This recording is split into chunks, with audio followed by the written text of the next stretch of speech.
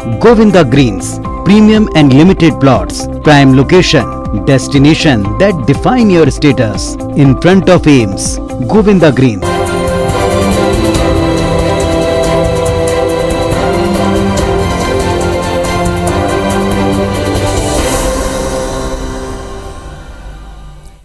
नमस्कार, बहुत स्वागत है आप सबका। आप देख रहे हैं छत्तीसगढ़ की बात। मैं हूं पुनीत पाठक। दक्षिण बस्तर में माओवादियों की घेराबंदी के लिए पुलिस ने चुनिंदा इलाकों में स्ट्रेटेजिकल कैंप्स को खोला और पुलिस को इसमें अब कामयाबी मिलती दिख रही। कोरोना काल के दौरान माओवादी संगठन में मुखबिरी का शक और पुलिस की चौकसी, इन दोनों से ऐसा माहौल बना कि अब वो अनाज, दवा, वैक्सीन जैसी तमाम चीजें अपनी लोकल सप्लाई चेन से नहीं मंगवा पा रहे। डीजीपी समेत तमाम वरिष्ठ पुलिस अधिकारी दक्षिण बस्तर में लगातार दौरे कर रहे हैं, बैठकें कर रहे हैं, अपनी रणनीति को रिव्यू कर रहे हैं। अहम बात यह कि पुलिस नक्सलियों के लोकल सप्लाई चेन टूटने को एक अच्छा संकेत मानती, उनमें अविश्वास बढ़ा है, इसे भी अच्छा संकेत मानती। सत्ता पक्ष कहता है कि अंदरूनी इलाके में जो विकास कार्य किए जा रहे हैं वो सारी मुहिम अब रंग ला रही है, तो विपक्ष सरकार पर इस दिशा में कोई ठोस रणनीति न होने का आरोप भी लगाता है। लेकिन सब राजनीति से इतर बड़ा सवाल ये कि क्या वाकई नक्सली संगठन में अविश्वास, टूट, तंगी का जो दौर है इस पर आगे बढ़त ली जा सकती है? क्या जो सप्लाई चेन बाहर से अब इन्होंने बनाने की कोशिश की है इस पर भी लगाम जल्दी कस पाएगी? इन सब पर बात करेंगे। पहले एक रिपोर्ट देखें।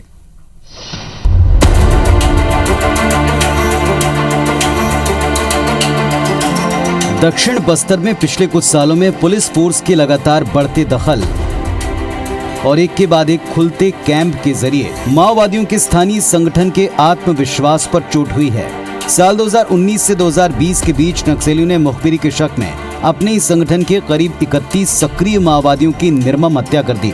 इसके अलावा बस्तर के अंदरूनी इलाकों में बाजार में बढ़ते पुलिस नेटवर्क के चलते नक्सलियों की सप्लाई चेन पर भी पुलिस की कड़ी नजर हो गई। बीते दिनों आत्मसमर्पित माओवादियों ने बताया कि हथियारों, विस्फोटकों, दवाओं, रसद और आम जरूरत का सामान, हर चीज की आपूर्ति के लिए माओवादियों को अब तेलंगाना और महाराष्ट्र के सीमावर्ती इलाकों पर निर्भर रहना पड़ रहा है। जाहिर इससे नक्सल संगठन तकलीफ में और कमजोर पड़े हैं। बीते दिनों दंतेवाड़ा एसपी ने दावा किया कि नक्सलियों को अपने खाने में बेहोशी की दवा और जहर जैसी चीजें मिली, जिसके चलते कई नक्सली बीमार पड़ गए।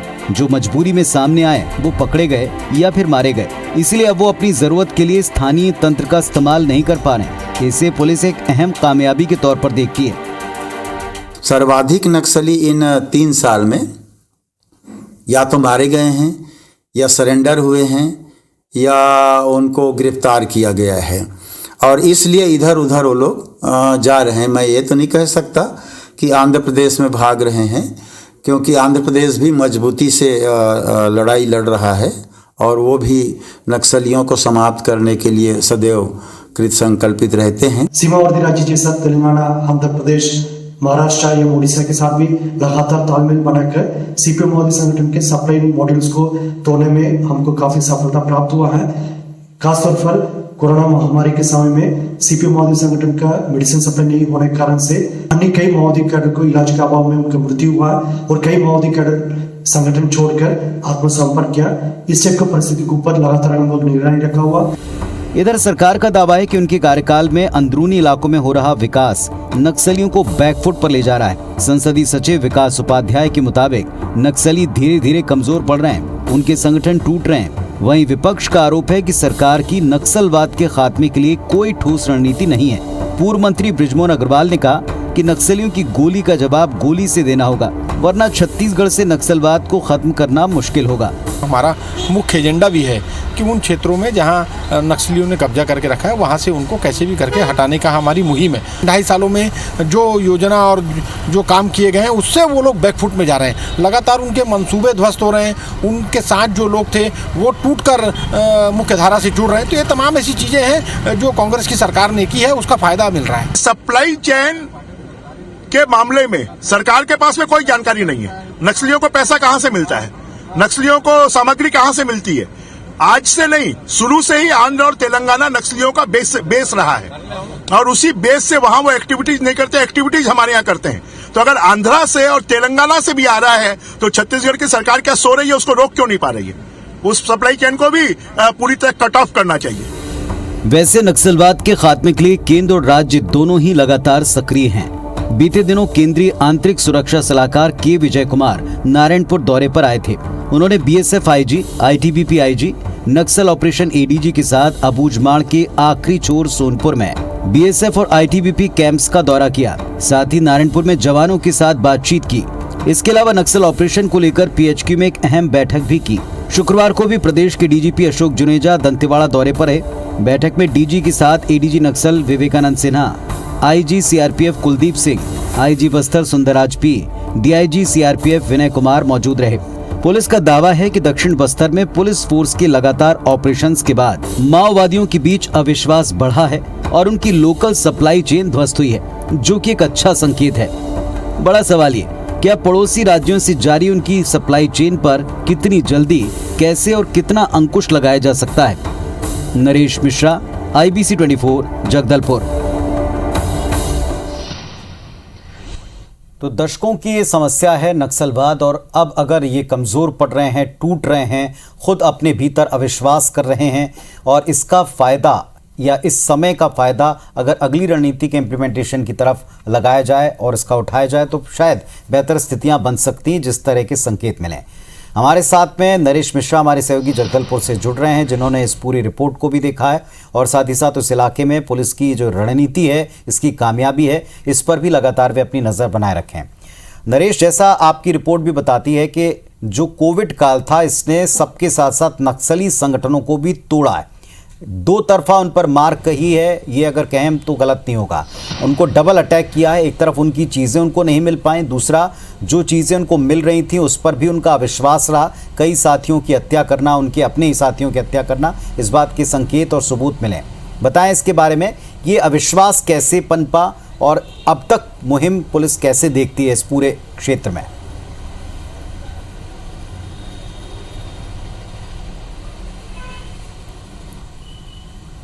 देखिए, हालांकि ये बात सही है कि आंध्र प्रदेश, तेलंगाना में भी लगातार ऑपरेशन चल रहे हैं और ख़ासतौर पर ग्रेहाउंड फोर्स और महाराष्ट्र पुलिस ने भी सिलसिलेवार कई बड़े ऑपरेशन किए हैं, आप देख ही रहे हैं। तो दंडकारण्य जोन पर सभी राज्यों की तरफ से भी और केंद्र सरकार ने भी अपना फोकस तेज किया है कि ये जो सैन्य गतिविधि है, जिसकी वजह से अंतर्राष्ट्रीय स्तर पर एक तरह से सरकारों की बदनामी होती है, उससे बचा जाए और उसके लिए ज़रूरी है कि इनकी सैन्य ताकत कम की जाए और उसके लिए न केवल फंडिंग बल्कि इनको उपलब्ध जितने भी संसाधन हैं उन पर रोकथाम के उपाय किया जाए। तो छत्तीसगढ़ ने इसको इस तरीके से किया कि जो जितने भी स्ट्रेटेजिक नए कैंप हैं उनको स्थापित किया जाए, जो कोर और बेस इलाके हैं उन इलाकों में लगातार ऑपरेशन किए जाएं। तो जिसकी वजह से होगा ये कि अगर लगातार ऑपरेशन होंगे तो उस इलाकों में नक्सलियों की जनताना सरकार नियमित और सक्रिय तौर पर काम नहीं कर पाएगी, जिसके ज़रिए वो ग्रामीणों का विश्वास एक तरह से पूरा गांव अर्जित करते हैं, एक तरह से वहाँ पर समानांतर हुकूमत चलाते हैं। तो वो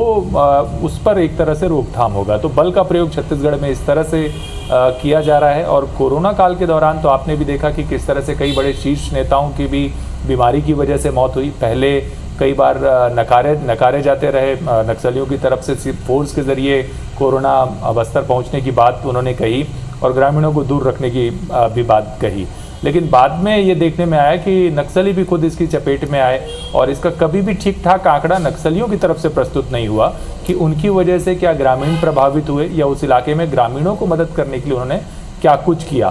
तो ऐसी सिलसिलेवार कई चीज़ें थी जिन्होंने नक्सलियों को नुकसान पहुंचाया और साथ साथ जो सप्लाई चेन थी, क्योंकि आप देखिए कि बस्तर में जो सिलसिलेवार आत्मसमर्पण हो रहे हैं, कम से कम उसने ये तो किया है कि जो एक बड़ा युवा तबका जो नक्सल संगठन के साथ था, आहिस्ता आहिस्ता ये तबका पुलिस के पक्ष में खड़ा होता दिखाई दे रहा है। ये वो लोग हैं जो नक्सलियों का सारा इंटेलिजेंस, उनका इलाका कहाँ से उनकी रसद आती है, कौन उनका नेटवर्क है लोकल लेवल पर, उसके बारे में जानकारी रखते हैं। तो इसकी वजह से ये हो रहा है कि ये नेटवर्क धीरे धीरे टूट रहा है और पिछले सालों में देखने में आया कि पुलिस उस स्थिति में भी पहुंच रही है कि नक्सल संगठन में भी वो अपने मुखबिर तैयार कर ले रही है, जो साथ में काम करते हुए लगातार मुखबिरी कर रहे हैं। और महाराष्ट्र की मुठभेड़ में भी ये बात सामने आई, जहां पर पूरा एक केंद्रीय कमेटी का एक महत्वपूर्ण दस्ते के साथ मुठभेड़ में बड़े लीडर की मौत हुई और कमोबेश यही स्थिति दक्षिण बस्तर में भी दिखाई दी। हालांकि यहाँ पर नक्सलियों ने काफ़ी आक्रामक तरीके से अपने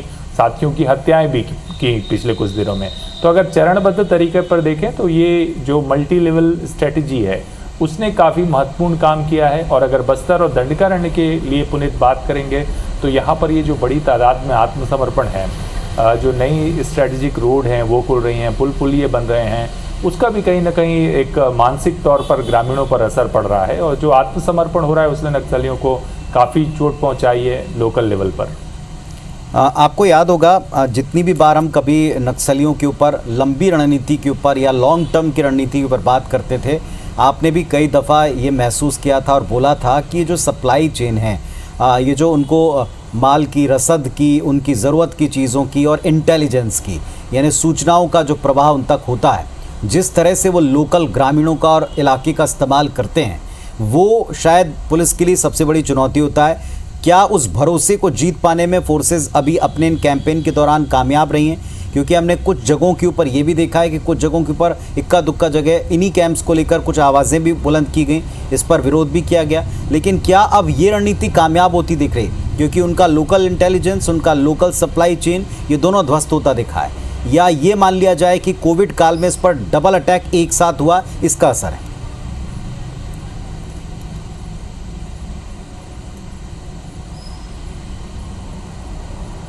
नहीं, कोविड काल पर तो असर हुआ ही है, लेकिन क्योंकि देखिए जब इस तरह का संगठन चलता है, भूमिगत संगठन है, चारों तरफ से नज़र है उस पर, तो निश्चित तौर पर जो सप्लाई चेन है वो बड़ा इंपॉर्टेंट रोल प्ले करती है। क्योंकि आप देखेंगे कि 50-100 की तादाद में जब सीआरपीएफ या डीआरजी के जवान या और दूसरी फोर्सेस के जवान ऑपरेशन में जाते हैं तो वो काउंटर करते हैं, यानी उनकी इतनी ताकत है। और ये ताकत पैदा होती है उनको सप्लाई, जो आर्म्स एम्युनिशंस हैं और दूसरी ज़रूरी चीज़ें हैं वो जो उपलब्ध हो रही होती हैं उसकी बदौलत। तो इसका तो बड़ा रोल है और कोरोना के दौरान ये भी बाधित हुआ है। और अगर आप ये बोलें कि पुलिस फोर्स ने कितना लोगों के बीच में विश्वास कायम किया है, तो एक तरह से जो कोर इलाके हैं उन इलाकों में ऐसा लगता है कि इसकी शुरुआत हो चुकी है, क्योंकि कैंपों का विरोध तो हो रहा है। आप देखिए नारायणपुर में भी इस तरह से ग्रामीणों ने अभी विरोध शुरू किया है, तो कैंपों का विरोध तो ज़रूर हो रहा है। लेकिन धीरे धीरे अगर आप पिछले कुछ समय से देखें, 18 कैंप पुलिस ने खोले हैं पिछले 2 सालों के अंतर में, कह लीजिए तो करीब करीब 1.5 साल के का अंतर है करीब करीब। तो इस बीच में जो 18 कैंप खेले, इनमें से अधिकांश कैंपों का विरोध हुआ, लेकिन धीरे धीरे ये पुलिस ने उन ग्रामीणों को समझा बुझाकर वापस भेज दिया और ये विरोध ख़त्म हो गया, सिर्फ एक जगह को छोड़कर जहाँ पर गोलीबारी की भी नौबत आ गई, सिलगेर का मामले में। तो ऐसा लगता है कि ये एक पुलिस की कामयाबी है कि अगर विरोध हो रहा है तो पुलिस किसी न किसी तरीके से उसको वापस ग्रामीणों का विश्वास जीत कर वहाँ से नक्सलियों को पीछे हटाने में कामयाब हो रही है। तो ये एक बड़ा असर दिखाई दे रहा है और यही वजह है कि जो दायरा है नक्सलियों का वो सिमट रहा है। और पुलिस की स्ट्रैटेजी भी यही है कि वो ऐसे क्षेत्र जहाँ पर एरिया डोमिनेशन करना या फोर्स की मौजूदगी के जरिए नक्सलियों की एक स्वतंत्र मौजूदगी थी उसको ख़त्म किया जा सके और दबदबा ख़त्म किया जा सके, उसके हिसाब से उन ज़रूरतों को ध्यान में रखकर कैंप खोला जाए। अभी हाल में पुलिस कई हेलीपैड भी बनवा रही है और ये नए हेलीपैड अगर बनेंगे तो आने वाले समय में और कोर एरिया तक पहुंचकर बड़े ऑपरेशन किए जा सकेंगे, क्योंकि ये एक बड़ी समस्या होती है कि अगर बड़े ऑपरेशन के दौरान कोई नुकसान हो तो वहाँ से कैसे बाहर निकाला जाए जवानों को। तो इस तरह से स्ट्रेटेजिक तरीके से फोर्सेज आगे बढ़ रही हैं। और जैसा मैंने पहले भी कहा, फिर कहूँगा पुनीत, कि जो बड़ी तादाद में आत्मसमर्पण हो रहा है वो ये दिखाता है कि किस तरह से धीरे धीरे जो युवा है, जो नक्सल संगठन से जुड़ा हुआ था, वो आहिस्ता आहिस्ता बाहर आ रहा है। बेशक नक्सली ये दावा कर रहे हैं कि वो लोग ऐसे लोग हैं जिनको संगठन से निकाल दिया गया था या पुलिस ने उन्हें दबावपूर्वक वापस वो लेकर आई है पुलिस, लेकिन जब वो इस तरफ आ रहे हैं तो वो दोबारा वापस नहीं जा रहे हैं। तो ये एक पुलिस की कामयाबी है कि वो पुलिस के साथ होकर वापस तो नहीं जा रहे, साथ ही साथ नक्सलियों के खिलाफ भी गाँव में एक माहौल बनाने का काम कर रहे हैं, ऑपरेशंस में शामिल हो रहे हैं, फोर्स में शामिल हो रहे हैं। और इस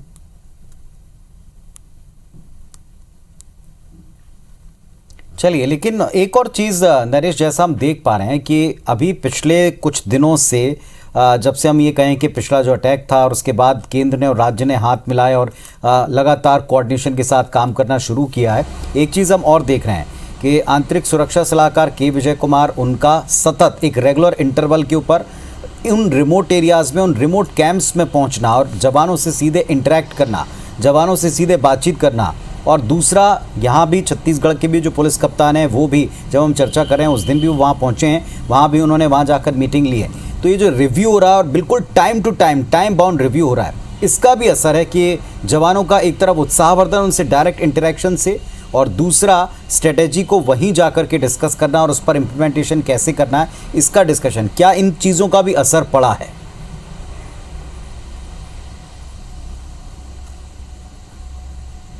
बिल्कुल, देखिए इसका तो बड़ा फर्क पड़ता है, और ख़ास तौर पे जब सेंटर से अगर कोई ऐसा बड़ा अफसर सीधे ग्राउंड लेवल पर उस जगह पे पहुंचे जहां जवान पोस्टिंग के नाम से भी घबराते हों, तो उनका मनोबल तो बढ़ना ही है। हालांकि वो फोर्स में तो इसलिए भर्ती हैं कि वो ऐसी चुनौतियों का सामना करें, पर जब उनका एक बड़ा अफसर उनके सामने होता है तो उनका ये हौसला दुगना हो जाता है।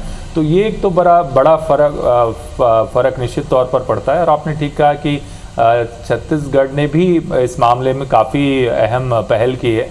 आप देखिए कि जो नए कैंप खोलने का मामला हो, संसाधनों के इस्तेमाल का मामला हो, नई बटालियन की तैनाती हो, उन इलाकों में जो सड़कों के निर्माण को तेज़ी से पूरा करने का काम हो। पल्ली बारसूर सड़क एक तरह से नक्सलियों के 3 डिवीज़न को नुकसान पहुंचा रही है, तो ये एक स्ट्रेटेजिक महत्वपूर्ण सड़क है, और ऐसी 1 दर्जन सड़कें हैं बस्तर इलाके में। तो इन सड़कों पर होने वाला काम भी ग्रामीणों का विश्वास बढ़ाने में कारगर साबित हो रहा है, क्योंकि आर्थिक गतिविधियां तेज होंगी, पुलिस और प्रशासन का एक्सेस वहां पर होगा, तो विश्वास बढ़ेगा गांव का, लोगों का सरकार के ऊपर, और इससे नक्सलवाद से वो दूर होंगे। तो इस तरह का भी बदलाव दिखाई दे रहा है। और आप देखिए कि पिछले दिनों जिस तरह से प्रदेश के मुख्यमंत्री भी सख्त हुए थे पुलिस को लेकर के, पुलिस की जो इमेज होनी चाहिए पब्लिक के बीच में उसको लेकर, और जो कुछ जो चल रहा है एक तरह से, तो उसको लेकर के ऐसा लगता है कि उसका असर है। और मेरा हमेशा से मानना रहा है पुनीत कि छत्तीसगढ़ में बस्तर पुलिस के लिए सबसे बड़ी चुनौती है। तो हमेशा ही इसको अगर 2 हिस्सों में बांट कर देखें कि बस्तर पूरा अलग है और छत्तीसगढ़ की बाकी क्राइम और दूसरे इश्यूज अलग हैं, तो पुलिस के लिए हमेशा ये 1-2 हिस्से का महत्वपूर्ण काम है जो कि पूरी तरह से बटा हुआ होता है। तो इस पर एक बेहतर संयोजन की हमेशा आवश्यकता होती है। चलिए एक छोटा सा ब्रेक लेते हैं, और ब्रेक के बाद एक जो चिंता सबने व्यक्त की है, और सबने कहा कि सप्लाई चेन लोकल स्तर पर अगर डिस्टर्ब है या बाधित है या रोकी गई है, इसमें अड़चन आई है, तो क्या आस पड़ोस के जो लगते राज्य हैं उनसे उस सप्लाई चेन को रोकने की दिशा में हमारा काम पुख्ता है, पर्याप्त है, या इस दिशा में अभी और काम करना चाहिए? इसमें क्या रणनीति अपनाई जा रही है? नक्सलगढ़ में, दक्षिण बस्तर में खासतौर पर नक्सली संगठनों की, माओवादी संगठनों की जो सप्लाई चेन है लोकल स्तर के ऊपर, वो पिछले दिनों काफ़ी डिस्टर्ब हुई है, और इसका फ़ायदा पुलिस फोर्सेस को मिला है। साथ ही साथ जो उनकी सप्लाई चेन से जुड़े कई सारे लोग थे, उन पर उनका भरोसा कम हुआ है, वो बाहर अपनी सप्लाई चेन बनाने की कोशिश कर रहे हैं। हमारे साथ जगदलपुर से हमारे सहयोगी नरेश मिश्रा जुड़े हुए हैं। नरेश, एक बात ये भी सामने आई है कि जब लोकल स्तर के ऊपर ये सप्लाई बाधित हुई, रुकी, या इन्होंने खुद महसूस किया कि यहाँ भरोसा नहीं रहा, तो अब ये बाहर के या सटे हुए राज्यों के ऊपर डिपेंड करते हैं, वहाँ की सप्लाई चेन को वो एक्टिव कर रहे हैं। जाहिर तौर पर उनको तो दिक्कत हो रही, लेकिन ये सप्लाई चेन डेवलप ना हो, इससे फोर्सेस को दिक्कत ना हो, इसके प्रबंध ज़रूर किए जा रहे होंगे, इस दिशा में भी रणनीति बन रही होंगी। क्या इस बारे में सूचनाएं?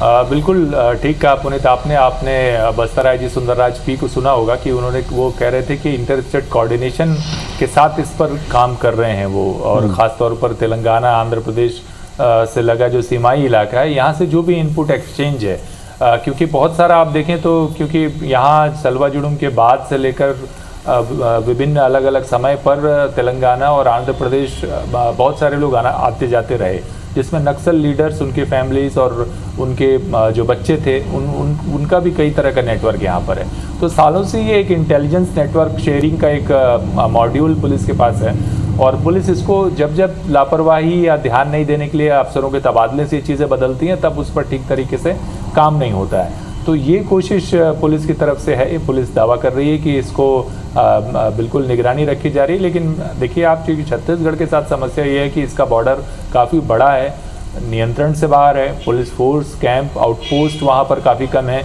चेक पोस्ट नहीं है, तो इतने बड़े बॉर्डर को पूरी तरह से सील कर पाना लगभग नामुमकिन होता है। और अगर आंध्र प्रदेश और तेलंगाना की बात करें तो इनका वो स्टेज आ चुका है नक्सल ऑपरेशन को ख़त्म करने के लिए, बल्कि उड़ीसा का भी आप मान के चलिए कि वो ये प्रेफर करते हैं कि कोई सैन्य गतिविधि या इन्फिल्ट्रेशन उस इलाके में नक्सली न करें, तो बाकी चीज़ों पर उन्हें कोई खास आपत्ति नहीं होती है। वो उसको उस मॉड्यूल को इसलिए इस्तेमाल करते हैं कि नक्सलियों की गतिविधियों के बारे में उन्हें निरंतर सूचना प्राप्त होती रहे, ताकि अचानक कोई वो गतिविधि उनके राज्यों में ना कर पाए। ये नेटवर्क नक्सलियों को रसद या दूसरी चीज़ें पहुंचाने में छत्तीसगढ़ में ज़्यादा कारगर होता है। यही वजह है कि ये एक बैलेंस इंटर स्टेट पुलिस या लोकल अपने अपने स्टेट के हिसाब से पुलिस मेंटेन रखती है, उनका इंटेलिजेंस मेंटेन रखता है। और यहाँ पर कहीं ना कहीं छत्तीसगढ़ के साथ थोड़ी सी समस्या जाती है और ऐसा लगता है कि केंद्र के साथ जिस तरह से निरंतर प्रयास चल रहा है, तो हो सकता है इसमें कुछ मदद और राहत मिले। पर पिछले कुछ समय से ये देखने में आ रहा है कि जो स्ट्रेटेजिक पोजीशनिंग की बात कर रहे हैं हम बार बार, वो ये हो रहा है कि महाराष्ट्र ने भी अपनी तरफ से बहुत सारे एरिया को ब्लॉक किया है। छत्तीसगढ़ पुलिस भी ये कोशिश कर रही है कि बीजापुर और भोपालपट्टनम से लेकर के जो सुकमा का जो इलाका है, इस इलाके से नक्सलवाद को समेटकर अबुझमाड़ की तरफ जाने के लिए मजबूर किया जाए या इस इलाके को पूरी तरह से नियंत्रित कर दिया जाए। और पुलिस की कामयाबी सिर्फ यही दिखाई देती है इस लिहाज से कि जो रूटीन सप्लाई रसद की है वो, या जो आयुध है या दूसरी चीज़ें हैं, उसके लिए नक्सल दूसरे नेटवर्क का इस्तेमाल कर रहे हैं। तो जो कॉरिडोर नक्सलियों का मुक्त माना जाता था, उड़ीसा से लेकर कांकेर से लेकर बस्तर, रायपुर, आपको ध्यान होगा कि भिलाई दुर्ग में भी बड़े नेटवर्क पकड़े गए थे नक्सलियों के। तो उसकी जगह अगर ये दूसरी जगह शिफ्ट कर रहे हैं या दूसरे नेटवर्क बना रहे हैं, तो निश्चित तौर पर पुलिस के लिए एक कामयाबी की तरफ इशारा करता है। और फिलहाल तो ये राहत की बात है छत्तीसगढ़ के लिए। कोऑर्डिनेशन किस तरह से होगा, कितना उपयोगी होगा, ये देखने वाली बात होगी। चलिए, तो केंद्र से लेकर राज्य सरकारें तक, गृह मंत्री, केंद्रीय गृह मंत्री से लेकर राज्य के गृह मंत्री तक, मुखिया तक, सभी इस बात को स्वीकार करते हैं कि अगर नक्सलियों की सप्लाई चेन पर मार की जाए और उनका जो एक भरोसा लोकल स्तर के ऊपर जो बनाने की कोशिश करते हैं, अगर उस पर प्रहार हो तो शायद आने वाले वक्त में इस चेन के टूटने पर ये संगठन इस हद तक कमज़ोर हो सकता है कि हम जिस खात्मे की उम्मीद करते हैं, जिस टारगेट की उम्मीद करते हैं, वो हमको अचीव हो सके। लेकिन इसके लिए सतत काम, सतत मॉनिटरिंग जो अब दिखाई पड़ रही है, ज़मीन के ऊपर दिखती है, चाहे अधिकारियों के स्तर पर हो, चाहे थानों के स्तर पर या पुलिस कैंप के स्तर पर, वो सब नज़र आ रहा है। उम्मीद करेंगे कि जल्द से जल्द जो लक्ष्य है सबका कि नक्सलवाद का खात्मा हो, माओवाद का खात्मा हो, उस तरफ ये कामयाबी भरे कदम आगे बढ़ते जाएं। बहुत शुक्रिया नरेश आपका इस पूरे डिटेल और जानकारी के लिए, बातचीत के लिए। धन्यवाद, नमस्कार।